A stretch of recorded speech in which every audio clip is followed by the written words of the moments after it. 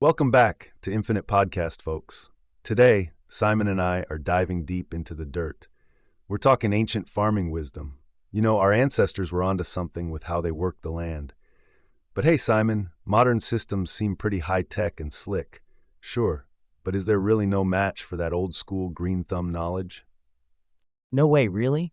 Joe, trust me, these old-timers knew their stuff. Think about it. No chemical runoff into rivers, no soil that's as dead as a doornail. Using compost instead of synthetic stuff? Genius. Gotta give props to those ancestors, right? But let's be real. Could we handle farming like the old days? I mean, without my smartphone to check the weather, I'd probably drown the crops on the first day. Haha, Simon, our smartphones have definitely spoiled us. But get this, ancient methods like crop rotation and companion planting totally managed pests and nutrients without an app. And with today's tech, imagine blending that wisdom with precision agriculture. We could reduce waste big time. Keep the good old ways, ditch the backbreaking work. It's not about going back in time, it's about learning from it for a healthier planet. Yeah, but hold on a second. Crop rotation and companion planting sound nice and dandy in a cozy backyard garden. But we're talking about feeding billions of hungry mouths here. Old techniques are cool for a history lesson or a small organic farm. I'm just saying, scale it up to feed all these people, and you might watch your quaint little farm turn into chaos central. Plus, let's not forget about old Uncle Convenience. Modern methods save time and hassle. Ancient wisdom's neat, but practicality's gotta win sometimes, right, Joe? All right, let me tell you about my granddad's farm. As a kid, farming was like magic to me. Granddad had this rickety old tractor, but the work, man, it was mostly done by hand and brain. He knew each patch of land like the back of his calloused hands. His trick? Observation, patience, nature's cues. We had hearty meals, fresh from a farm that followed nature's rhythm, not the other way around. The value wasn't just in the food, it was in the relationship with the earth. Sure, we can't all farm like Granddad anymore, but there's got to be a compromise between heart and convenience. Wait, so are you saying that your granddad's hands-on approach was kind of his superpower? Like he tapped into the land's vibe and worked with it, not just on it. Do you really think we can blend that kind of deep connection with today's tech-heavy farming? Or have we lost touch with the clods of soil between our fingers for good? Absolutely, Simon. My granddad's superpower was his intuition with the land. And guess what? We're not too far gone. There are farmers now using drones to check crops, but still following moon cycles for planting. Sure, it's niche, but tech can amplify that intuition, not replace it. Soil sensors measure moisture and nutrients. Then we can use ancient techniques that suit those specific conditions. It's like having farmers' wisdom at scale, combining ancestral savvy with data. We don't have to ditch the touch of soil. We incorporate our past into our future. All right, Joe, that's a wild thought, using drones to play farmer. But let's be real here. If your granddad saw that, wouldn't he just shake his head? Can you imagine? Ancient wisdom calling the shots with a modern buzz overhead. Sure, sensing soil with tech sounds efficient, but aren't we losing something if we're not down there, hands in the earth, sniffing the dirt ourselves? Isn't that farmer touch becoming more of a farmer tap on a screen? Simon, consider this. Soil isn't just dirt. It's a living, breathing ecosystem. My granddad used to say, soil has a pulse. Back then, they used cover crops to naturally enrich the soil, rotating nitrogen-fixing legumes before planting the main crop. They relied on natural predators for pest control instead of spraying poisons all over the place. And here's a fact. Traditional practices like terracing prevented erosion long before we had fancy terms for it. The genius of our ancestors wasn't just hard work. It was an innate understanding of biodiversity and the web of life that sustains us all. Now, I'm not saying throw out the tractor or the smartphone, but there's unparalleled wisdom in those old methods that can still teach big agribusiness a thing or two about sustainability and respect for our environment. Man, if soil has a pulse, then I'm pretty sure my potted plant at home is in cardiac arrest.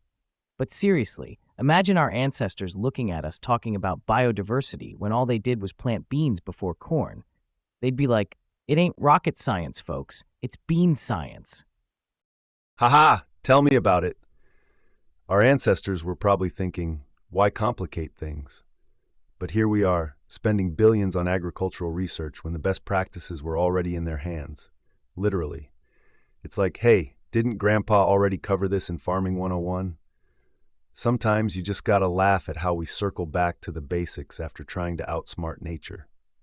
Bean science for the win, my brother. Whoa, hold up. Are you telling me we've been pumping money into figuring out stuff that old MacDonald had nailed down eons ago? That's both hilarious and kinda sad.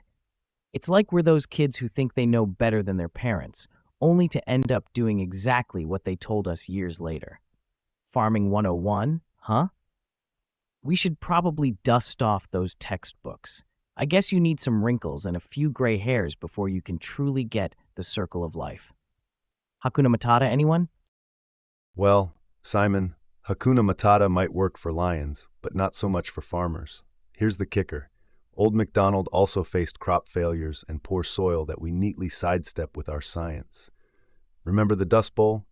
That was a result of old practices misaligned with the environment. Our wrinkle is we've learned from both successes and disasters.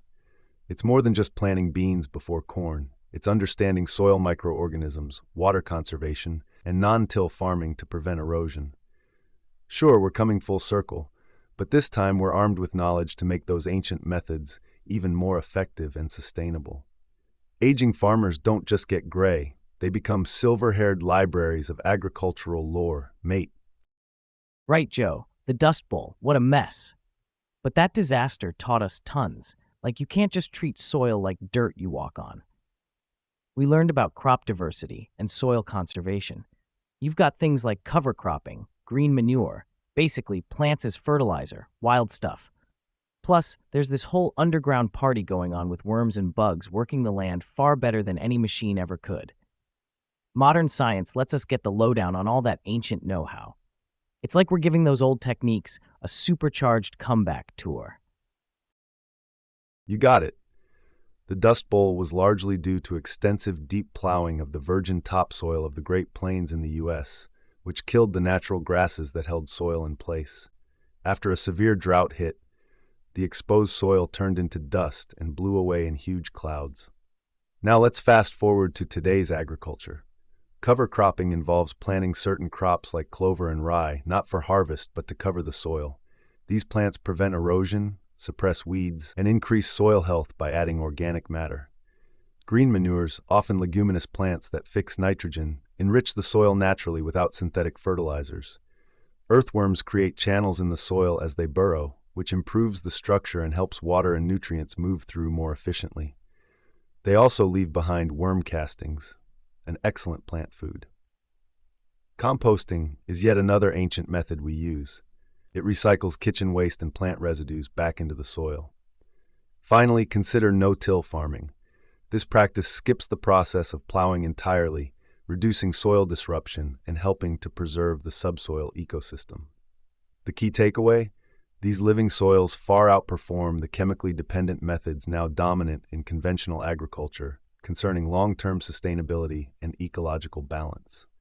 We're truly standing on the shoulders of giants, able to reach higher with their wisdom guiding us. Hold up. So you're saying earthworms are basically the unsung heroes of agriculture? They're like nature's little farmers, and we're just starting to appreciate their underground rave. Talk about a plot twist. Ha ha! Tell me about it. While we're talking about farming's unsung heroes, let's not forget those famous artists that pull off the ultimate prank in the fields, crop circles. Now, there's a mystery wrapped in an enigma. Or is it just Farmer Bob with a plank and too much time on his hands? I mean, these patterns are wild. Some people swear it's aliens leaving us a message, others think it's Mother Nature's graffiti. What's your take on this, Simon? Interstellar communication or just top-tier farmland doodling? Oh, Joe, you'll get a kick out of this one. So back in the day, there's me visiting my cousin on her farm, right? And smack dab in the middle of her wheat field is this massive, intricate pattern. I mean, it looked like aliens partied hard there. Turns out my cousin and some friends got together with ropes and boards and spent all night making this thing as a joke. The next morning, there were local news trucks everywhere. They had people explaining how it was, obviously, alien because of the precision. My cousin kept the act going for weeks. She even sold alien spotting tours for a laugh. Who knew a couple of planks could take you from farmer to intergalactic artist overnight? Alien spotting tours? Now that's enterprising, turning a practical joke into a side hustle. I gotta say though, Simon, the alien artwork explanation really underestimates human creativity and our love for mischief. Sure, some people might buy the extraterrestrial theory, but let's be real. Those crop circles are like elaborate sandcastles in the field of agriculture.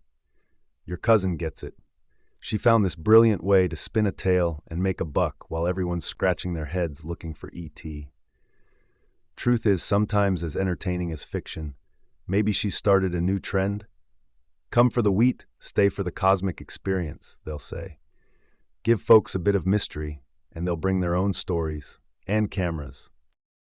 Haha, imagine the actual aliens tuning in from outer space, rolling their eyes and saying, "Gary, look, the humans think we circle their crops for fun. Next time, let's leave them a Sudoku puzzle." Haha, no doubt the aliens are up there thinking, if only they knew we're just trying to help with farm designs. These humans have no taste in cosmic landscaping. Sudoku? Nah, let's give them a real challenge, advanced alien calculus. Watch them scratch their heads over that. Maybe next time farmers find mysterious patterns, they'll check for a message like, drink more Ovaltine, instead of expecting otherworldly secrets.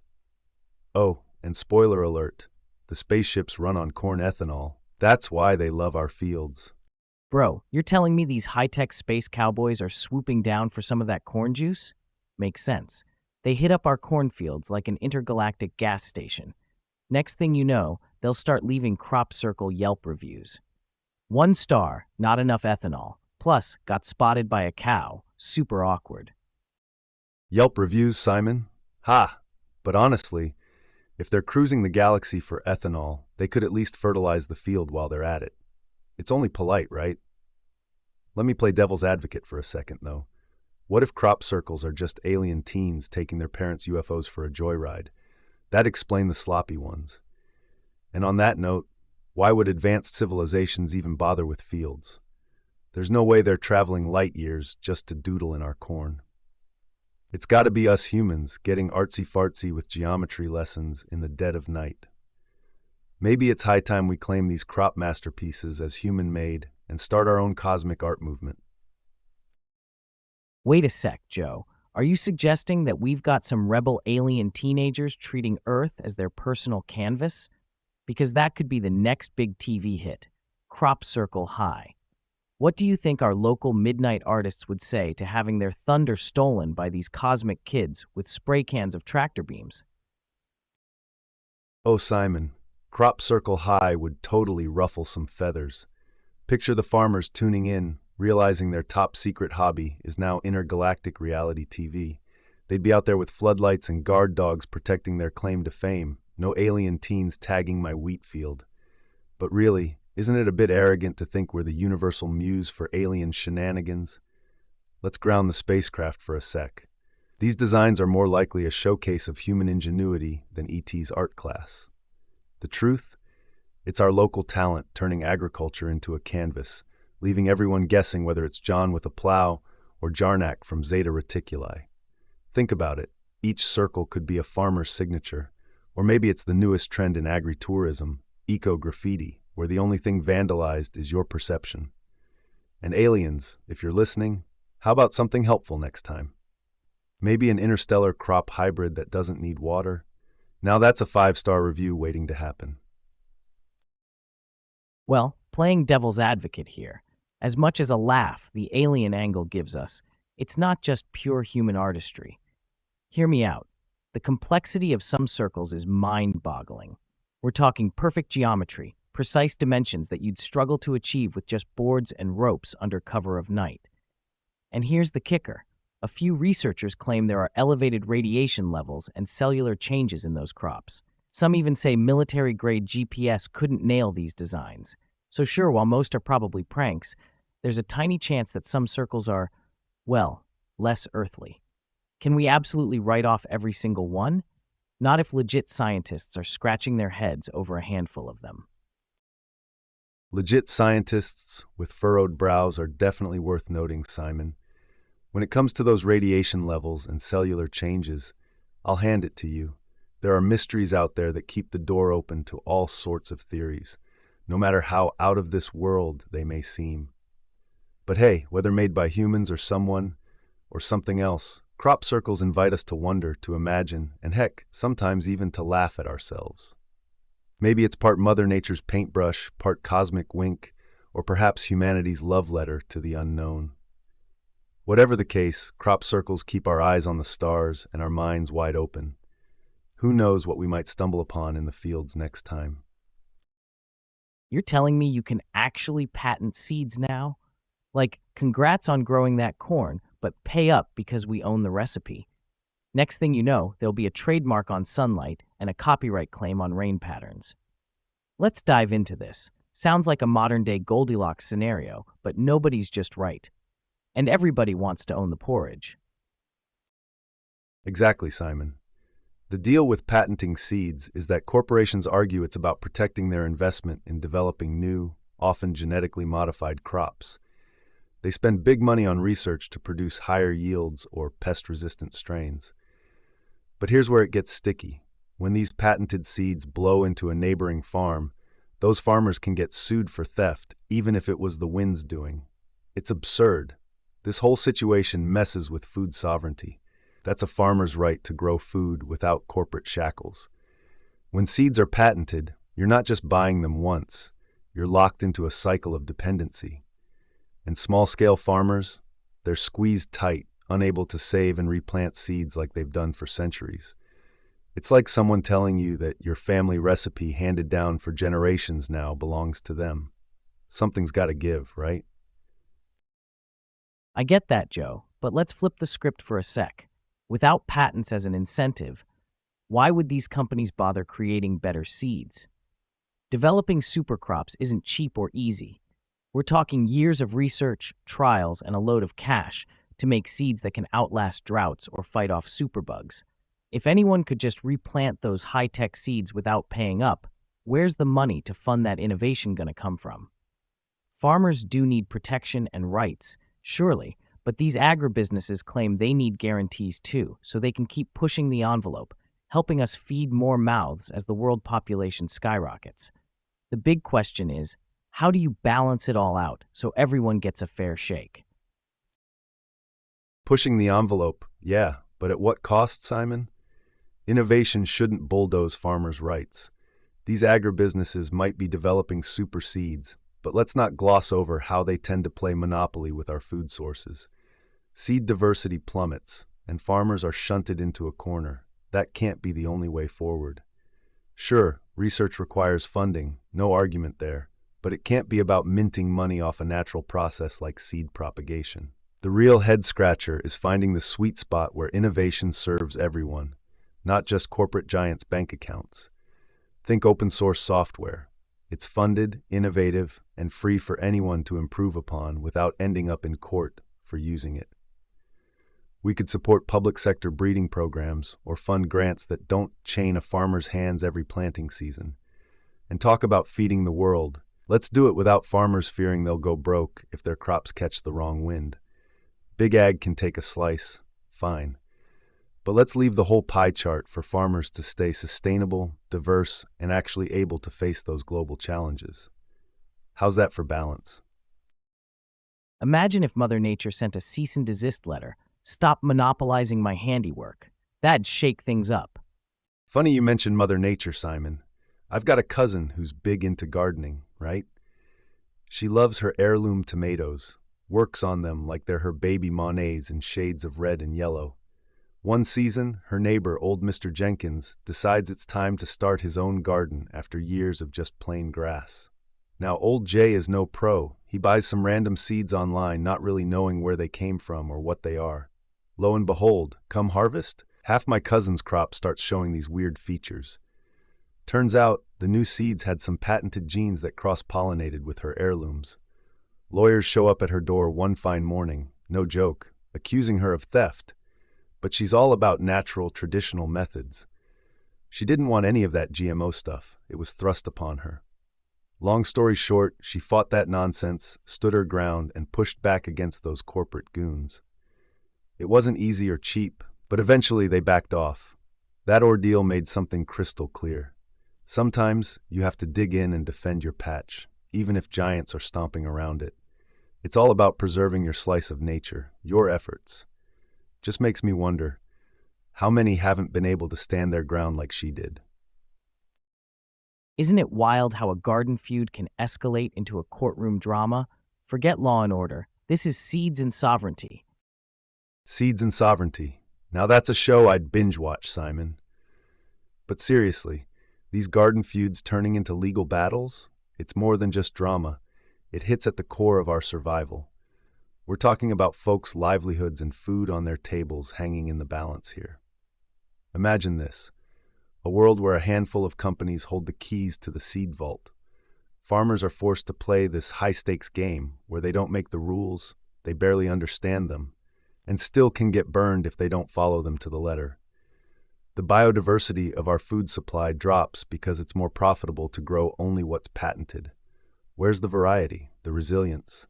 Now let me throw a wrench into this machine. What if we had a seed version of Robin Hood? A movement of guerrilla gardeners and scientists who develop hardy strains of seeds and share their know-how under an open-source model. These would be free from patents, focused entirely on sustainability, adaptability, and pure rebellious generosity. Sure, it might sound like some utopian agrarian fantasy, but why does the conversation always revolve around locking down nature instead of opening up possibilities? There's got to be room to maneuver here that doesn't involve serving farmers with papers alongside their morning coffee. Making waves, challenging giants. It's about planting bootprints where most will only tiptoe around patent lines drawn in the soil. That's real life, seeds and sovereignty. You know, Joe, if our food's future hinges on who owns the DNA blueprints, maybe we need some Save Our Seeds caped crusaders. Just picture them, swooping into courtrooms, armed to the teeth with law books and seed packets, ready to sprinkle a bit of justice on these patent wars. So I've got this buddy Frank, right? Back in college, he was the guy with a green thumb who could revive even the most wilted fern you tossed his way.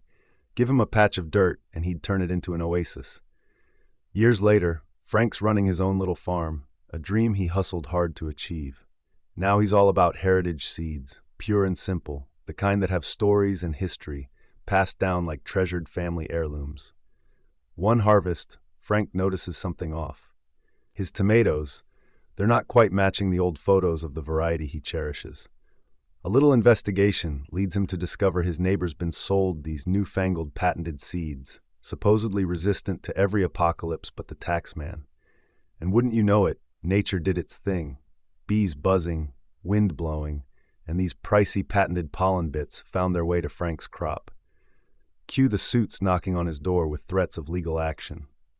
It's heart-wrenching, the idea that he might lose everything because nature doesn't care about patent law. Frank's in a bind, feeling like David staring down Goliath. But here's the thing, he decides to stand up to them, gathering support from other small farmers caught in the same mess, utilizing social media, stirring public sentiment. Frank and his band of merry modern-day cultivators take a stand. Together, they push back against the notion that someone can claim ownership over the essence of life itself. The outcome? Still pending. Massive legal maze. But whatever happens, Frank's story isn't just about patents or profits. It's a rallying cry for food freedom, the right to share in the bounty that should belong to everyone, not just those with the deepest pockets. It goes to show, the stakes are high in the dirt, where future generations will look for nourishment.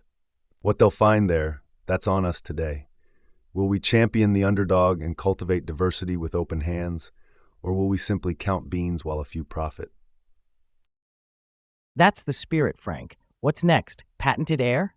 You took a deep breath on my property. That'll be $20. Ha! Paper breath. Now there's an absurd dystopian future for you. But speaking of the air we breathe and the earth we share, let's pivot to the grassroots level. Sustainable farming styles shaking up the typical plow, plant, spray routine. How about that biodynamic farming, huh?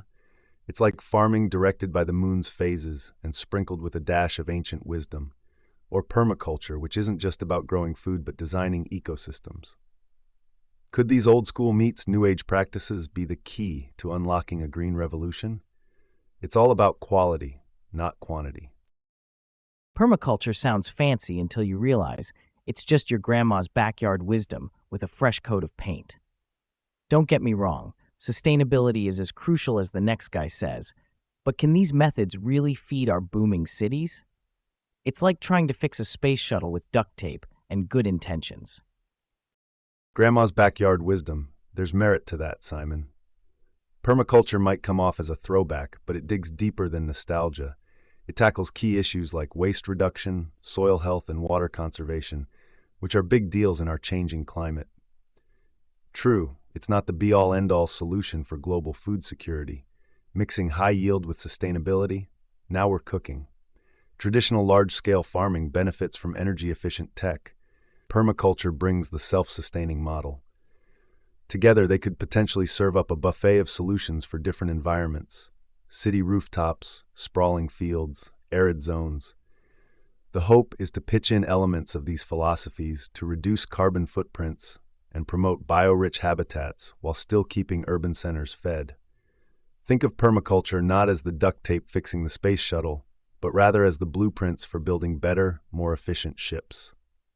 Less destruction, more production, aligning nature with technology to serve the growing populace. Simple times meet complexity head-on. Balance is everything. When we talk permaculture, we're not just fantasizing about utopias. This philosophy injects much-needed diversity into our food systems, something Big Ag often lacks with its monotonous crop spreads. You've got permaculture principles like stacking functions, where, say, a single tree in an ecosystem can provide shade, serve as a windbreak, and offer fruit. Efficiency is the name of the game. And don't forget composting, turning waste into black gold. It's basic recycling, slapped with a new label, and it works wonders. Chuck those scraps back into the cycle, and you've got yourself a closed-loop system that screams sustainability. This blend of old-school wisdom and eco-smarts could pave the path towards a truly sustainable future, one where farmers aren't just scraping by, but thriving, enriching the land rather than stripping it bare. The ethos revolves around respecting natural processes and understanding our place within them, not mastering or owning them. That's the mantra driving responsible farming without wrecking our planet. And yes, the bees buzz about this stuff too. They know what's up. Right, composting is like giving the earth its favorite snack. It's a small act with massive benefits. And think about it. What if our cities embraced this fully? Every kitchen scrap turned to black gold, every vacant lot a mini ecosystem. Could revolutionize urban living. Composting in cities would crank it up a notch. Imagine skyscrapers with green walls, thriving worm bins in every alley. We'd kick landfills to the curb and turn trash day into treasure day. You know, I had a neighbor once, Old Man Henry. Dude was an original eco-warrior before it was mainstream. He transformed his urban backyard into this oasis amidst concrete. Vines crawling up walls, bees buzzing among rooftop flowers. One summer, he sets out to conquer the final frontier, his kitchen waste. This guy rigs up a worm bin so sleek, you'd mistake it for modern art. Those worms were like tiny employees, clocking in to turn scraps into rich soil. The result? His garden exploded with life. His little patch became a classroom of sorts. Neighbors would come by, insights shared over cups of coffee as they watched waste become resource. Henry's philosophy was simple: participate in nature's loop and she'll reward you tenfold. This guy didn't just reduce his carbon footprint, he left a green one instead. Inspiring stuff, really makes you think about the impact a single person can have, especially in a city setting. Absolutely, it's pure ingenuity. Makes you realize resilience and sustainability can sprout right under our noses, or in this case, worms. Henry's living proof that one person's efforts can branch out into a community-wide calling. Now, how many other Henrys are out there, turning the concrete jungle into a green retreat? Let's keep this eco-conscious train chugging, folks. Whose urban oasis story will we unearth next? Now, speaking of local efforts, let's pivot to the cutting edge, where agriculture meets Silicon Valley. We're not just nudging nature along with compost and green walls anymore. We're pairing her up with a dance partner decked out in silicon chips and satellites. That's right, precision agriculture, where every seed is plotted like a strategic move on a chessboard by GPS-guided tech. Hold on, before we dive headfirst into this high-tech romance, let's not forget the grumbles from the other side of the fence. There's valid concern about placing our food supply in the invisible hands of algorithms and satellites. It's pricey gear, often out of reach for your everyday farmer. Not to mention, a glitch or hack could throw a massive wrench into our proverbial planter. Plus, who's keeping tabs on all that data? The techier we get, the more we risk leaving the old-school, soil under the fingernails wisdom behind. You're hitting the nail on the head, Simon. The tech leap is huge, there's no question about it. But let's unpack this a bit. You've got startups engineering software to micromanage every aspect of the field. Soil health, moisture levels, even predicting pest invasions, all monitored in real time. Sounds great in theory, but adoption ain't all sunshine and rainbows. The price tag alone can make a farmer's eyes water. We're talking about small family farms having to weigh traditional know-how against futuristic promise. And glitches? Man, they're not just inconvenient. They can spoil an entire season's work faster than you can say crop rotation. Data privacy's another beast. These shiny new tools collect heaps of info on farm operations that could be gold mines for corporates playing the long game. Farmers need assurances that they're not just handing over the keys to their livelihood. Shifting gears doesn't mean tossing out time-tested methods. It's finding harmony between the new wave precision and the age-old wisdom of farming by the feel of the earth, creating a blend where both can thrive without one overshadowing the other. It's less about a tech takeover and more about giving farmers another tool in their toolbox. I hear you, but let's take a moment to think about the flip side of that shiny coin. This tech could revolutionize the way small farms operate, leveling the playing field against the big guys. Imagine being able to pinpoint exactly where resources should go. No wasted water, no excess chemicals, a smaller footprint with a larger yield. It's not all doom and gloom with tech advances. In a world facing food shortages, these AI models and GPS gizmos might be the heroes we need, even if they don't wear capes. The point is, precision agriculture done right, with costs brought down, data secured, and a touch of that old-school wisdom, could sow a future that benefits everyone, from the local farmer to the planet itself. Totally. If this tech can start predicting weather patterns like a groundhog on overdrive, then we're really onto something. Wait, you're saying there's tech that predicts weather like a souped-up groundhog? Wild! So what, we're tossing out the Farmer's Almanac for satellite predictions now? If these startups pull it off, that could be a game changer. Bad weather throws a haymaker at crops every year. But hey, if farmers can get ahead of Mother Nature with some space-age weather forecasting, sign me up for that future. Space-age forecasts are handy, Simon, but let's not toss the farmer's almanac aside just yet. We're assuming here that all farmers are ready to ride this high-tech wave. But are they? Comfort with tech varies wider than crop yields. Some folks still swear by knee arthritis as a better weather predictor than any gadget. Look, technology often promises liberation from nature's whims. Strategic sowing with precision ag might mitigate bad weather impacts, sure. But consider this. There's an art to reading the sky, feeling the soil, something inherently human about farming. Startups need to blend their seed tech with that intuition. Not replace it, mind you. Build tools that even old-school farmers can nod at and say, "All right, I see you." Make them robust against hacks or glitches and simple enough for anyone to use. Then we've got revolution potential. But until then, keep one foot in tradition, just in case those satellites start thinking they're smarter than farmers. All right, so we're talking about bridging the gap between new school and old school. These startups need to remember that tech is only as good as its user interface.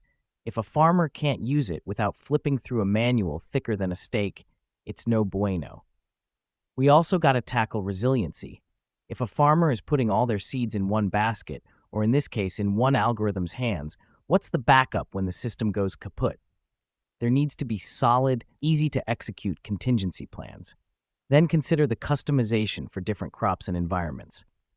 Tech that's great for soybeans in Iowa might not jive with vineyards in California. Each seed startup should be working close to the ground, literally, with farmers to fine-tune their gizmos to specific needs. Education, that's crucial. Build trust in precision ag by showing tangible benefits with pilot projects. Real data beats theory any day. Farmers need more than flashy sales pitches. They need proof it works in their fields, not just on paper. From hacking defenses to intuitive designs, addressing these core concerns can make precision agriculture not just flashy, but fundamentally transformative. Let's not forget, some startups are now offering trial runs with drones taking the pilot seat for sowing seeds. Almost like having a mini crop dusting festival in your backyard. How wild is that? Imagine that. It's like having your personal robot farmer flying around, doing the heavy lifting while you sip iced tea on the porch. Talk about living in the future. But sip that iced tea with a critical eye. What happens when Drone Jr. hits a no-fly day, or the dog decides it's an oversized bumblebee? Precision agriculture should mesh tech with terra firma know-how, not replace boots on the ground with propellers in the air. Drones are cool, but farmers need reliable tools, not gadgets that buckle at the first sign of trouble. Startups gotta crack what makes farming tick: resilience, practicality, durability. That's where the gold is buried. Sure, drones buzzing and sowing seeds are sci-fi novel stuff, but let's keep it real. Robots won't be replacing Farmer Joe anytime soon. They'll be his sidekick, sure, but there's no substitute for the human touch. A sidekick drone? I can live with that. It's exciting to see where this high-tech meets dirt road is headed. But you're right, it's about finding that sweet spot where innovation complements tradition. So what do you all think? Are drones and AI the heroes of modern farming, or just flashy new tools in an age-old shed?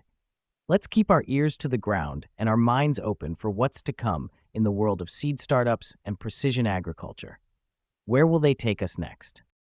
Speaking of drones as sidekicks in the fields, it reminds me of some chuckle-worthy stories about robots stepping into the farm labor scene. You'd think these metal workhorses would be all precision and no play. Turns out, there's a quirky side to automated farm labor we weren't ready for.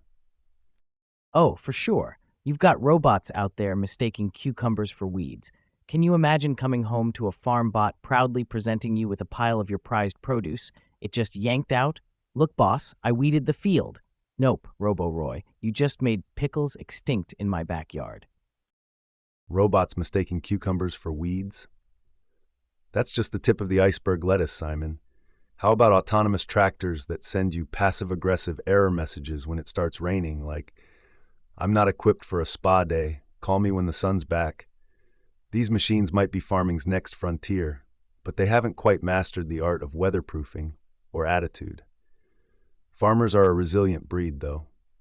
Instead of frustration, they greet these mechanical mishaps with a laugh and a shrug, because what else can you do when your high-tech help has less common sense than a scarecrow? These tales aren't just hiccup stories, they're signposts along the road to perfecting tech by trial and plenty of errors. Let's raise our pitchforks to those farmers dealing with the quirky side of farm automation and their relentless pursuit to merge tradition with technology, one bemused facepalm at a time. Absolutely hilarious. Who knew farming could have its own brand of stand-up comedy, right? So what's the funniest thing you've heard a farmer say about working alongside their high-tech help? Oh man, there's a gold mine of farmer comedy out there when it comes to these farm bots. I heard one old-timer say, after his robot helper got stuck in mud, "It's got all the brains of that smartphone, yet it's dumber than my sheep when it rains." That cracked me up because it shows no matter how smart our tech gets, Mother Nature still throws curveballs that leave both man and machine scratching their heads, or whatever robots have instead of heads. It's like watching kids learn to walk. Adorable, but you're going to see some tumbles in the mud. Hey, fresh listeners, if you just tuned in, we've been yucking it up over the comedy show that is Farm Robots. We're talking cucumber-loving robots, sassy tractors with a fear of rain, and all sorts of snoozers turned into field blunders. It's like tech's take on slapstick humor, robots bumbling through farm tasks. So sit back, Picture a tractor in a mud wrestling match and enjoy the ride as farming gets a robotic reboot. Indeed, picture it. A farm not just as a place of work, but a backdrop for comedic gold. Think about those experimental automated fruit pickers. They're supposed to gently harvest ripe berries, right? Instead, they sometimes get a little overenthusiastic and squish them into a smoothie. Who knew we'd need to teach robots not to play with their food? And let's not forget the sensors. Designed to precision guide these machines are sometimes so sensitive, a bit of mud splatter sends them haywire, leading to an impromptu off-road adventure across the fields. These stories aren't just funny antics. They highlight the learning curve in farming automation. For every robot that mistakes a tomato for a ball, there's a tweak, an update, an improvement made.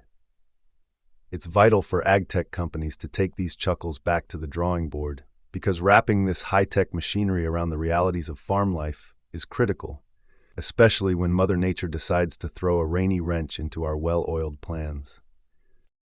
No kidding, these robots are out there turning fresh fruit into jam straight on the vine. It's bonkers. And when they go off-road, that's not a farm bot. That's an amusement park ride that nobody signed up for. It's every berry for itself. I mean, come on. Shouldn't a high-tech sensor know the difference between a dirt clod and the bogeyman? If I slather my camera in mud, it doesn't flip out and sprint for the hills. These ag robots should take notes.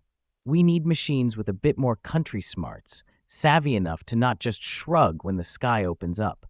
Sure, these mishaps are a hoot, but let's make sure our smart farms aren't becoming comedy clubs by mistake. Keep those stories coming, techies. Just maybe work on the punchline a bit. Alrighty, for those of you just joining in, grab a snack because we've been dishing out stories that'll make popcorn pop with laughter. We're talking about the bloopers of agricultural automation. Think robots doing stand-up in a cornfield by accidentally making jam on the branch, or tractors turning a casual day into an off-roading adventure. Farm bots are learning to pitch in with the harvest, but they don't always get it right. It's farm life with a tech twist, where every day is a roll in the hay, with machines trying to find their groove amidst Mother Nature's curveballs. Totally. It's a wild world in agricultural tech these days, folks. It's like we're living in a sitcom where the robots are the main characters who can't seem to catch a break or a correct crop. Keep an ear to the barn door as we continue to share tales of machines with minds of their own. Who knows what our metal farmhands will get up to next time there's a hiccup in their programming. It's never just another day down on the farm. It's an adventure in robotics and agriculture. What's your funniest farm tech story? Speaking of advancements in agri-tech, let's pivot to something that's been rustling more than just the leaves on the trees. GMOs. Genetically modified organisms and the newer gene editing technologies like CRISPR are cutting-edge science in the fields, bringing us bumper crops with the potential to resist pests and survive droughts. But what does this mean for our dinner plates? It's a buffet of opinions out there about edible ethics. Yes, we've seen remarkable strides in crop yields and food durability, but this is heavy stuff. These are genes we're tampering with, after all. And it brings up all sorts of questions. Is it safe? Is it natural? How should it be regulated? And crucially, how far is too far when we're editing the blueprint of life itself? Let's dig into the roots of this GMO debate and see what fruit it bears. Oh, GMO debate. Here we go. Walking into a minefield with a blindfold. Gene editing? That's CRISPR. Even sounds like something out of a superhero flick. But this isn't a movie. It's our food. Some folks say, mess with the genes and you're playing God. I say, it's not about playing anything. If we've got the science to beat world hunger, shouldn't we use it? Yet on the flip side, how do we keep those edits in check? We can't just slap a CRISPR-Cas9 sticker on an ear of corn and call it a day. And safety. Let's chat about that. We got regulations tighter than jeans after Thanksgiving, but are they keeping pace with the science sneakers sprinting ahead? Consumers, get your say. Do you want that apple with a side of gene splicing, or are we cool taking nature as is, wormholes and all? Let's slice through this topic. No lab coat required.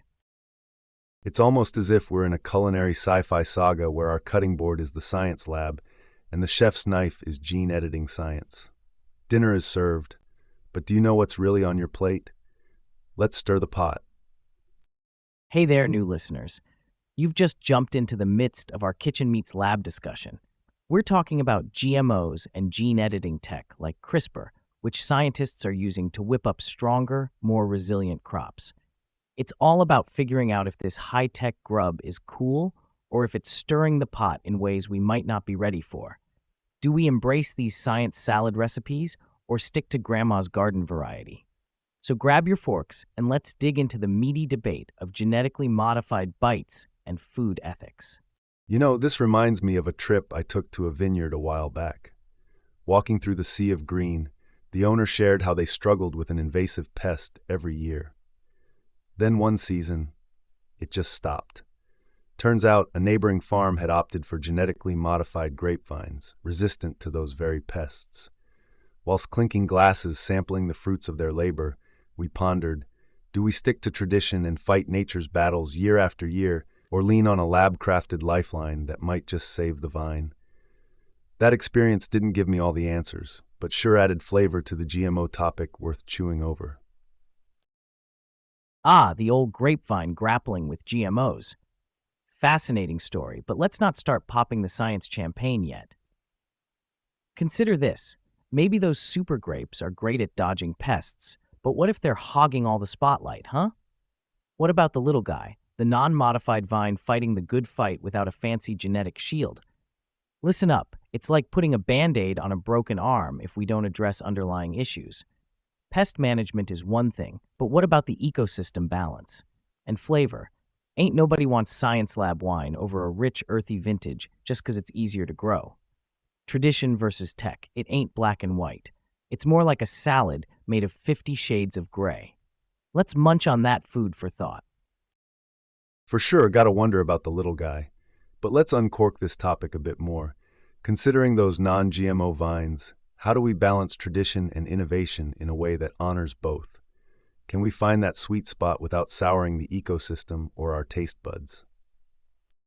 Look, I'm all for tipping my hat to tradition, but let's get real. If science offers us a tool that could potentially ensure no one goes hungry and helps farmers keep their livelihoods intact, isn't it worth exploring? But hey, exploration doesn't mean exploitation. We've got to keep tabs on long-term effects. We can't just edit nature like a bad photo and throw a filter on it. It's about balance, checking in with Mother Nature, man, making sure we don't go from sweet grapes to sour grapes. And speaking of taste buds, nobody wants a bland future just because science said so. The goal is to make food that's good for you, good for the planet, and yeah, good for our palate too. What's the point if we save the vineyard but lose the wine's soul, right? Let's raise a glass to finding that harmony. I remember visiting a small-town harvest festival when I was younger. It was there that I first tasted heirloom tomatoes, varieties passed down through generations. The farmers spoke about their efforts to protect the integrity of these crops without any scientific modification, a labor of love and tradition. At another booth, I met a scientist who talked about how modern tech could safeguard crops against blight without chemicals, with methods that might preserve those very traditions in a rapidly changing climate. That contrast stuck with me. It felt like a metaphor for this whole GMO debate. Do we tend the garden of tradition with our bare hands, or do we accept a helping hand from science? Here's to hoping we can enjoy the fruits of both labors. Man, that story takes me back to my grandpa's apple orchard. As a kid, I'd help him pick apples, and he'd always say, "Boy, there's an art to knowing these trees." Each one had its own quirks, like living sculptures crafted through the years. Then one season, Grandpa shows up with these dwarf apple trees. At first, I thought we were in a fairy tale. Tiny trees? But these were game changers, easier to manage and resistant to some of the diseases we battled annually. Grandpa was old school, but even he couldn't ignore the fact that sometimes tradition needs a pinch of innovation to thrive. We never went full GMO, mind you, but those mini trees were a nod to blending the old with the new. And let me tell you, they sure didn't make the apples taste any less like magic.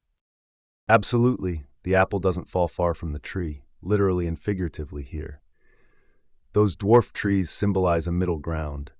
They're not GMOs, but are a step towards harnessing science for better results. See, rootstocks, what those dwarf trees were grafted onto, became popular because they enabled more efficient use of space and resources while maintaining the apple's essence. Similarly, gene editing holds potential to amplify such benefits on a molecular level, not just size, but nutrition, growth rate, and resilience. But here's the core issue. Folks want to know that this manipulation won't bite back. Are these genes going to stay put or cross-pollinate with wild varieties? What about unforeseen health implications? We could be on the brink of an agricultural renaissance or a Frankenstein's orchard situation. So as we navigate this GMO debate, let's keep our eyes peeled for both the risks and rewards. After all, it's about planting seeds today that will bear the fruits of tomorrow. Safe, sustainable, and yes, delicious. That's the million-dollar question, isn't it? We're talking about tinkering with Mother Nature's cookbook here. Will we end up with the perfect recipe or a kitchen nightmare? Let's chew on that. On the topic of seeds for tomorrow, let's shift gears and soar into how today's tech could give us an eagle's eye view of a greener future. Drones. The buzz isn't just in their propellers anymore. We're seeing these high flyers stepping up as eco-champions in our farmlands. Take your grandpa's apple orchard. With pinpoint precision, drones could combat pests without spraying extra pesticides that harm bees, those unsung heroes of pollination. And beyond pest control, imagine tree-planting drones reforesting areas faster than any human could, fixing carbon out of the air literally on the fly. The implications are huge. Healthier ecosystems, more habitats for wildlife, perhaps even curbing our carbon footprint. As tech-savvy agri-innovators continue playing around with drone technology, who knows? They might just have the next breakthrough solution for sustainable farming tucked away in their tool sheds. What sky's mighty potential awaits? Let's get that bird's eye view. All right, let's pump the brakes and hover over this for a second. Drones planting trees and zapping pests with laser precision sounds slick, but can it really heal our ecosystems? We're not just swapping a tractor for a drone and calling it eco-friendly. Sure, there are benefits, less ground disruption, precise pesticide use, but drones ain't Mother Nature's fix-it-all tool. They rely on batteries, create noise pollution, and could stress wildlife with all that buzzing overhead. And before we all jump on the high-tech bandwagon, let's remember, farmers are stewards of the land. They've been working their fields without Wi-Fi and battery levels for centuries. Shouldn't we be asking them what they need instead of pushing gadgetry? It's like giving a baker a chainsaw to slice bread. It might do the job, but is it the right tool for it? We've got to look closer at these dreams before making them our reality. Let's not forget, tech's only as good as its pilot. Keeping it grounded in real needs, that's the true high-flyer move in this drone saga. Absolutely, the pilot's key. But we also got to fuel up on responsible usage, not just flying willy-nilly. Drones could be ace for dropping seeds in tough terrain or crop monitoring to prevent over-farming. That's working smarter, not harder, respecting the earth while sciencing the heck out of farming. But here's the kicker. We got to keep our tech in check. Are these high flyers messing with birds' airways? And what about hackers turning your friendly farm drone into a crop circle artist? The future is tech-tastic, but only if our boots-on-the-ground farmers are co-pilots, steering us clear from turning the green revolution into an episode of Black Mirror. Drones aren't just potential farmhands. They're part of a much larger environmental toolkit. Their on-the-rise usage in conservation circles gives us a fresh angle on tackling age-old problems. To wit, wildlife conservationists use drones to thwart poachers, monitor endangered species, and track habitat changes over time. Data gold mines that were once costly or dangerous to collect. Beyond that, there's reforestation through tech. Companies like Biocarbon Engineering have developed drones capable of firing seed pods into the soil, projecting an ability to plant up to 100,000 trees in a single day. That's a burgeoning forest at the touch of a button. But while battery life and regulations are still catching up with ambitions, it's clear drones could be trailblazers for greener pastures and forests alike. Such innovations beg questions not just about functionality, but ethics and governance. Tech can take us to new heights, provided we don't lose sight of the ground. So if we're looking at planting trees by the thousands with these seed-firing drones, are we also considering the types of trees and the ecosystems where they're being planted? How does this tech ensure we're not just playing Johnny Appleseed without understanding the ecological playbook? You've hit the nail on the head. Planting willy-nilly isn't the solution. We need drones paired with ecological insight to truly make a dent in reforestation and carbon capture efforts. It's tech meets ecology. Right. It's not just about the tech, it's eco-smarts too. Drones gotta be buddies with biologists to really get the job done right. Tech with a touch of Mother Nature's wisdom, that's the combo we're aiming for. Once on a hike through the Appalachian Trail, I chatted with a forest ranger about the delicate ecosystem. Trees downed by a storm could alter water flow and sunlight, affecting everything from frogs to ferns. It struck me that every species has a role. Nothing is random in nature. That's like using drones for reforestation. Just planting trees isn't enough. You must plant the right trees in the right places, like a masterful chess game against climate change. The landscape teaches us what works best, and our tech should be an extension of that wisdom, not a blind stab at progress. Spot on with the chess game analogy, except nature's playing multi-dimensional chess, and we're still figuring out how to set up the board. Planting a mess of pines where oaks should be is like putting your queen where your pawn ought to go. It throws off the whole ecosystem strategy. So these drones, they've got to understand that every move changes the game. You drop the wrong seed in the wrong soil, and bam, you might just checkmate a species that depended on the original plant life. It's not about winning with the most pieces. It's about sustaining the balance so everyone keeps playing the game. Exactly. It's a complex game, and every piece counts. So as we roll out our drone battalions to deliver seeds from the sky, let's be thoughtful players, mixing ecological savvy with targeted technology to make sure every move promotes life, not checkmates it. With drones taking off in environmentalism, who knows what other possibilities we'll unlock. Speaking of unlocking potential, Joe, you know what's fascinating? Seeing this green revolution not just in the wild or sprawling farms, but sprouting up right in our concrete jungles. Cities are no longer just food deserts, they're turning into food producers. Skyscrapers with vertical gardens, rooftop beehives buzzing with activity. It's like every city block's getting a green thumb makeover. This greening of the urban landscape is crucial, Joe. It's like every flat roof and empty lot has potential for growth, literally. Urbanites are transforming their rooftops into productive veggie patches and community gardens that churn out fresh produce, which cuts down on food miles, slashing carbon emissions. Plus, city farming does double duty by building strong community ties. There's nothing like growing tomatoes with your neighbors to sow the seeds of friendship. And let's not forget about those busy bees on rooftops. They're tiny, winged ambassadors showing us food security can exist 6 stories above a sidewalk. It's about reconnecting our cities with the cycles of nature, one urban farm at a time.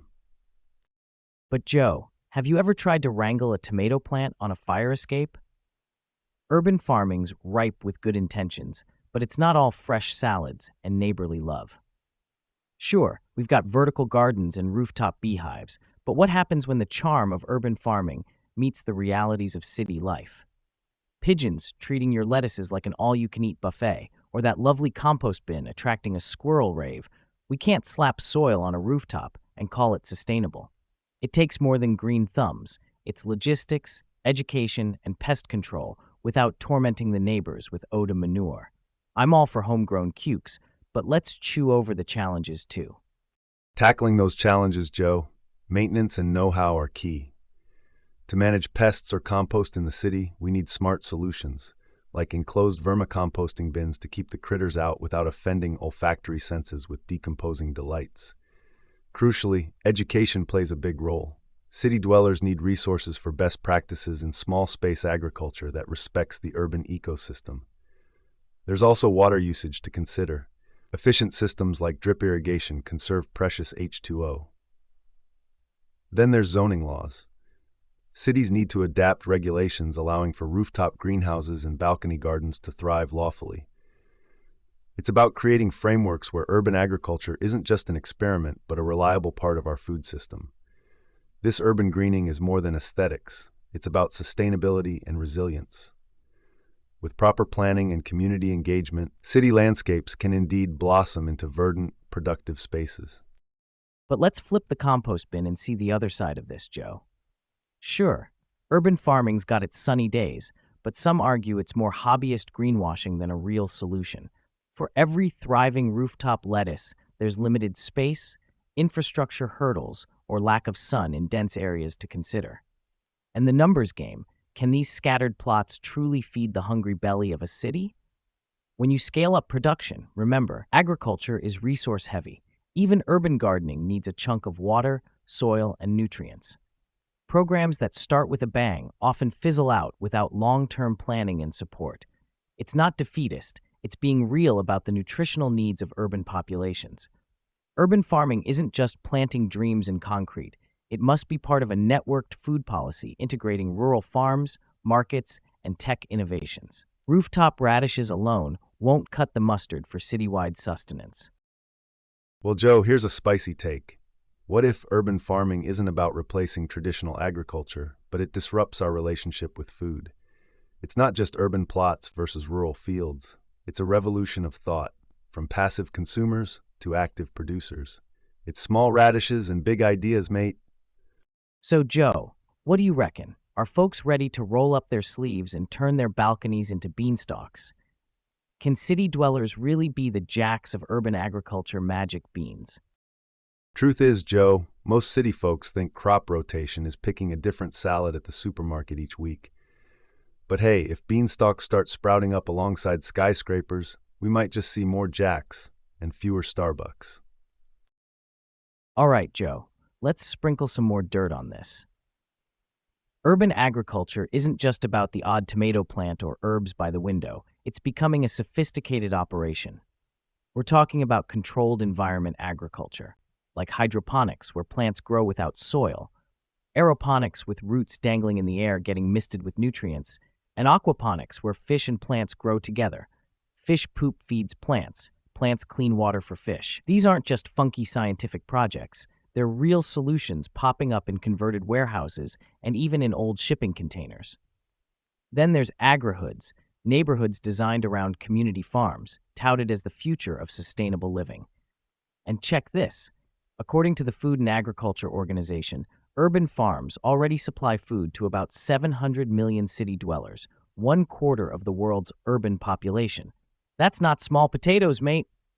These urban oases could potentially change seasonal eating patterns, reduce reliance on long-distance food transport, and even curb some supermarket monopoly power. If we play our cards right, this greening might turn concrete jungles into lush, edible landscapes. It's clear, Joe, that this new wave of urban agriculture isn't just a fad. It's reshaping our food sources and communities. With technology on our side, city farming could be the blueprint for future green spaces. What's next? Edible wallpaper? Now, there's a thought to chew on. You know what this talk of urban farming makes me think of, Joe? How this isn't just a modern hipster trend. Ancient folks were way ahead of us. We're talking about civilizations that had their own version of rooftop gardens before green roofs became Instagrammable. Let's dig into some of those old-school urban farms and see what we can harvest from history. Trailblazers like the Aztecs, Joe, with their chinampas, man-made floating gardens crisscrossing the lakes of Mexico City. These agricultural islands were a marvel, highly productive and efficient in using space and resources, showing that urban farming has deep roots. Or take the ancient Egyptians nourishing their soils with yearly flood sediments from the Nile, setting an efficiency standard for nutrient recycling. Today's urban farmers could learn a trick or two from these ancients, like maximizing local materials and adapting ingeniously to urban environments. It's about finding harmony between city life and agriculture, a lesson as old as dirt. But come on, Joe. While these ancient techniques are cool and all, just how practical is it to float a garden down Fifth Avenue? And last time I checked, there's no annual flood leaving behind magical soil in downtown Manhattan. The reality check here is, can we really slap age-old practices into today's urban hustle? It's one thing to nod at the wisdom of past cultures, but another to convert that into something that doesn't just look quaint in a history book or museum. Modern cities have modern problems, like skyscrapers blocking sunlight, less available space, and soil that sees more pollutants than nutrients. If we're serious about taking cues from the ancients, it's going to take some serious innovation to mesh the old with the new without turning our cities into living history exhibits. Ancient methods need a 21st century facelift if they're going to tackle issues like food miles, waste management, and the concrete heat island effect. Let's not get stuck romanticizing the past. We've got tech and insights they never dreamed of. All right, Joe, let's face it.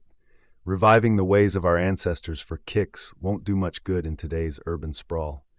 But imagine this. Instead of floating farms, we look at aquaponics, which is like the high-tech cousin of the Aztecs' chinampas. This isn't about playing dress-up with history. It's about taking the essence of past ingenuity and supercharging it.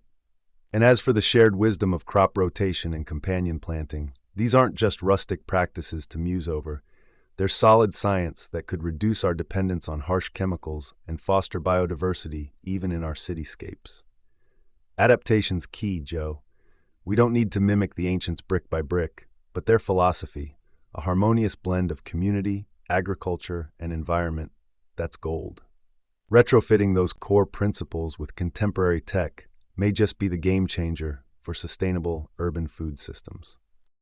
So if we could have a time-traveling farmers market, Joe, where ancient growers showcase their millennia-old tricks next to our tech-savvy vertical farmers, it'd be the ultimate agricultural throwdown. Who would win the blue ribbon for sustainability? Now that's a food fight I'd pay to see. Joe, while the time-traveling market sounds like a blast, our ancient growers might just snag that sustainability ribbon.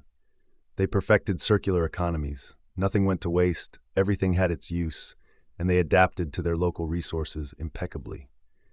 Contrast that with modern techniques that often rely on artificial inputs and energy-intensive technology. Many still have miles to go in terms of true sustainability. While we've got the upper hand in tech and innovation, reinterpreting ancient methods to operate within today's urban ecospheres could meld history's best lessons with the future of farming. Now, that's blue ribbon worthy. One summer, Joe, I took a trip to Italy, right? Ended up in this small town where everyone was raving about their olive oil. So naturally, my curious taste buds led me to this ancient grove. The owner, let's call him Nonno Giuseppe, was using methods passed down for generations. Here's the kicker. He fertilized his trees with leftovers from the community kitchens and local sheep, just like folks did way back when. Those olives had never even heard of chemicals. And you know what? That was some of the best olive oil I've ever tasted, fresher than any tech-backed farm product on supermarket shelves. We sat there, dunking our bread as the sun set, and all I could think was how this simple circle of life, waste to gold on a family scale, had been fueling this town for centuries. Now, if that doesn't oil the gears of sustainable thinking, I don't know what does. Look, Joe, Nonno Giuseppe's story is touching and sure makes for a scenic supper. His grove's got charm, but let's get real. Scaling that quaint town tradition to feed an urban jungle is like squeezing blood from a stone. Ancient practices have their place in history and sometimes on our modern tables as artisanal novelties, yet they can't shoulder the load of contemporary city demands. It's about blending heritage with high tech, like using AI to perfect watering schedules or drones for crop monitoring, not just romanticizing the rustic. Agriculture has gone global, so it's into the lab and beyond the olive grove when we talk scale and solutions. Let's give Nano a nod, but keep pushing the edge, not just looking back. Absolutely, Joe. It's comforting to think of Nonno Giuseppe and his olives like a sacred little reminder of simpler times that I can't help but feel fondly for.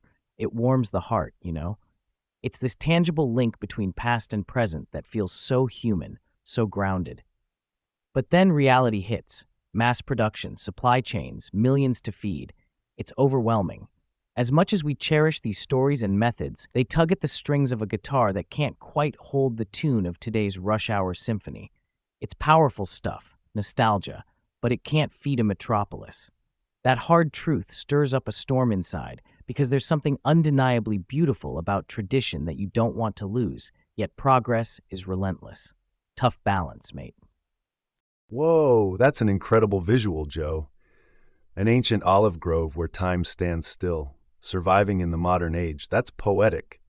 But shifting gears to our concrete realities, connecting with such traditions makes you think, how do we weave those sustainable threads into today's urban fabric? Keeping the soul of old-world farming alive while feeding the appetite of bustling cities is like trying to thread a needle in a hurricane. Yet, there's something magnetic about these methods that have weathered the storms of time. Intriguing puzzle. How do we scale this up? So, Joe, considering the puzzle we've got on our hands here, how do you see us reconciling these time-tested traditions with the breakneck pace and space crunch of modern city living? What might a hybrid solution look like? Joe, a hybrid solution? That's today's holy grail. Like making an omelet without breaking eggs. Almost impossible, but worth the try, right? Picture high-density urban areas with rooftop gardens mirroring those ancient hanging gardens, not just for show, but integrated into buildings' architecture to insulate, purify air, and provide fresh produce. Imagine modern composting techniques that take cues from Nano's organic methods, high-tech composters in every building, turning yesterday's leftovers into tomorrow's nutrients, ramping up efficiency without losing the essence of tradition. And what about crowd farming, Joe? A throwback to communal farming, but with an app to manage contributions from folks across the cityscape. It's not about copy-pasting the past, it's adapting the blueprint for our reality, melding time-tested wisdom with innovative gusto. But hey, you've got to convince a generation raised on instant gratification that good things, like well-aged cheese or wine, take effort and time, even in farming. You're hitting the nail with that crowd farming app idea, Joe. It gives everyone a sliver of that communal pie, even in the virtual sense. But let's keep this thread going next time. How far can these historical blends take us before tradition and tech collide? Maybe there's a sweet spot we haven't tapped into yet. Let's chew on that. Joe, thinking about the future of urban farming, it's not all serious business. There are some hilarious stories out there. Like I heard about this guy who decided he'd be self-sufficient and grow his own food on his city rooftop. First off, he had these wobbly vertical structures that were more Tower of Pisa than stable planters. And then the carrots he grew came out looking like they hit every branch falling out of the ugly tree. Absolutely comical. But here's the kicker. He throws a harvest party, right? Guests come up expecting this lush Eden, but instead they find this jungle of odd-looking veggies and this guy proudly grinning ear to ear. That's the spirit, though. Gotta love that determination mixed with a healthy dose of humor. So, Joe, about our rooftop gardener, turns out the guy's idea of vertical planting was stacking old boots and growing lettuce out of them. He'd water them and get a shower down his neck every time. But wait, there's more. Those little carrots weren't just ugly. When he yanked one out, it was longer than the leg of those jeans he called a planter. He looked like he fished out an orange snake. And the partygoers? They were hunting for greens like a scavenger hunt gone rogue, plucking food from boot planters and jeans pockets while trying not to topple over. Sure, this guy's got persistence, but he's bringing new meaning to fresh-picked produce. They're fashionably fresh. Sometimes, you've just got to laugh at the chaos on the climb to greener pastures, right? Oh, absolutely, Joe. And imagine this. After the scavenger hunt for greens, as dusk sets in and this rooftop revelry continues, one guest sits on what they think is a particularly rustic-looking bench. Turns out it's the gardener's prized cucumber trellis. Luckily, the cucumbers are just as resilient as our novice farmer's spirit. They bounce back like nothing happened. Not to mention the salad they're munching on. Dressed with the most local vinaigrette you can imagine, freshly seasoned by rooftop beehives and a splash of accidental kale rinse-off from the watering fiasco. This kind of farm-to-table takes interactive dining to new heights, literally. It's about finding laughter in the lettuce, joy in the journey, even if you end up with more stories than strawberries. Oh, Joe, that reminds me of a friend who thought hydroponics meant watering plants with a hose while standing on one leg. Boy, was his balcony a wet mess.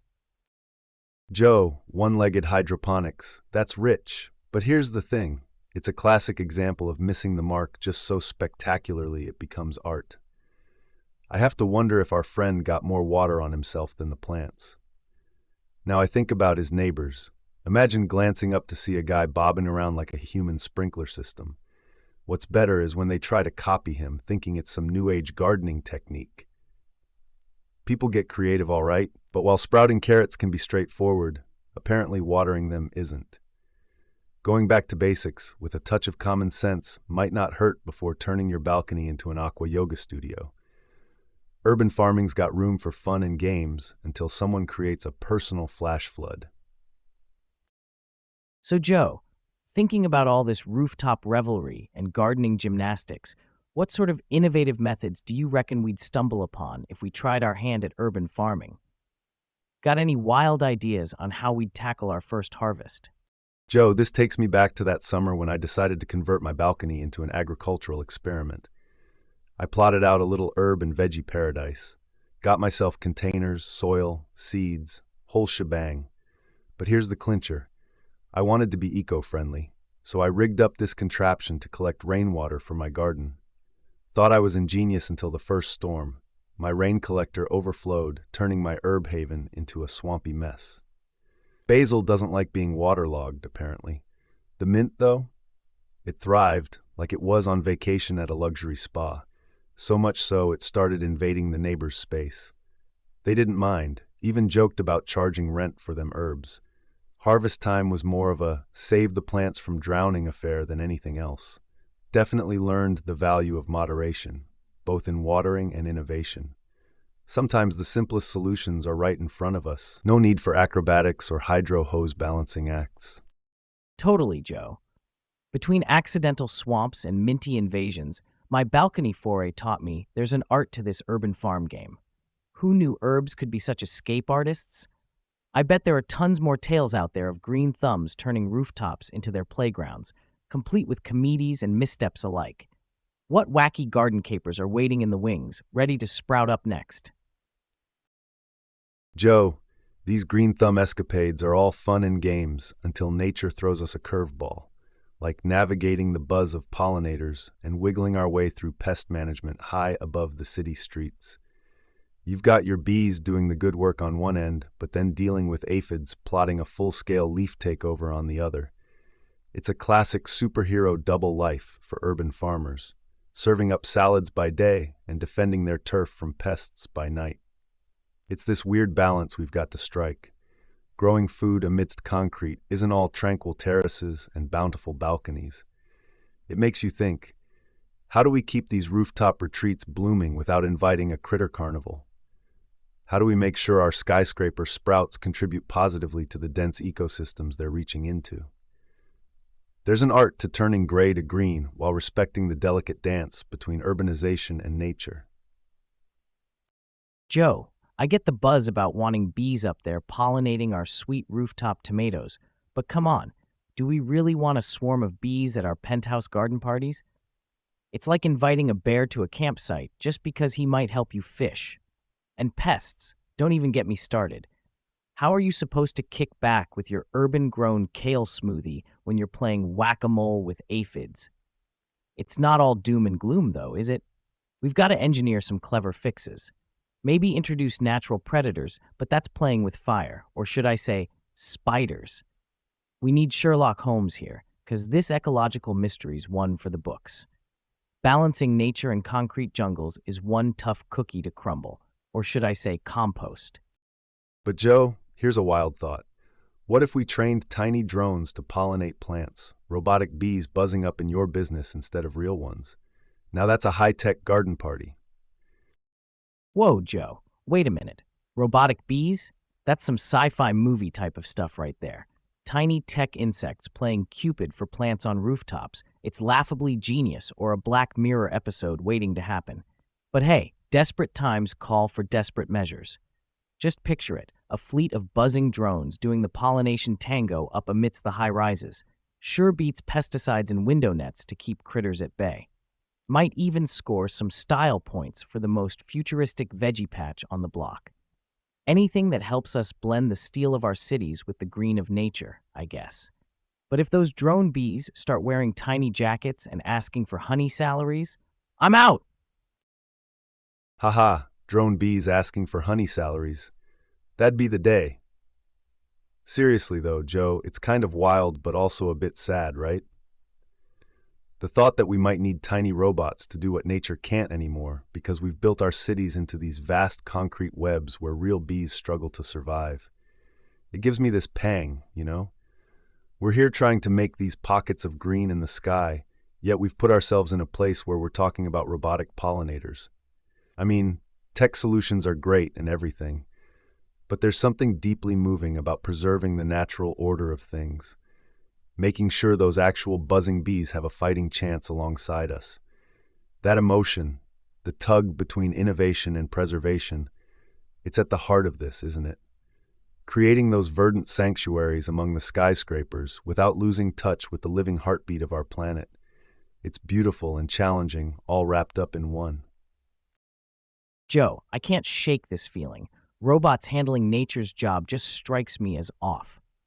Like, when did we last hear a kid say, "When I grow up, I want to design robot bees"? It's weird, man. And these critter jams we talk about, pests on the roof, that's our doing. Luring them sky high with our trendy veggie plots without thinking twice about their penthouse suite preferences. We build these ecosystems in the clouds only to stress about who we invited to the party. Honestly, the real conundrum is not in creating artificial band-aids for these issues, but reassessing how we coexist with the crawlies and the buzzy guys within our vertical jungles.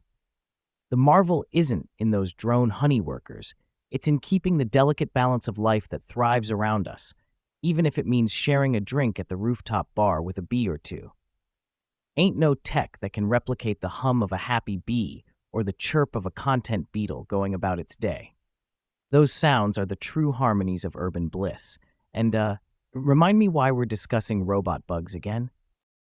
Robot bugs, Joe? Let's not swap the hum of bees for the whir of machines just yet. Keep it real. The buzz should be from pollinators, not propellers. Speaking of keeping things real, Joe, this whole vertical garden craze isn't fresh out of the oven, right? We're taking a page from history's book here. Ancient civilizations were all over this stuff. Think Babylon and their hanging gardens. That was vertical gardening with a pinch of grandeur. Now we've jazzed it up for the modern world, because let's face it, we're running out of space faster than I run out of cereal on a Monday morning. From the old school wonders of the world to our urban jungles today, these living walls are turning bland buildings into lush landscapes. It's beauty and brains married perfectly, like peanut butter and jelly, or maybe plants and high rises. That's it for today, folks. Thanks for tuning in to Infinite Podcast. You've been amazing as always, keeping those ears perked up while we jump from bees to Babylon. Remember, this is just the appetizer. There's a whole buffet of topics we're eager to dish out. So don't be strangers. Come back tomorrow at 5 p.m. Eastern for another slice of our sky-high gardening banter. Stay green and keep those gardens growing, vertically perhaps. Catch you on the flip side.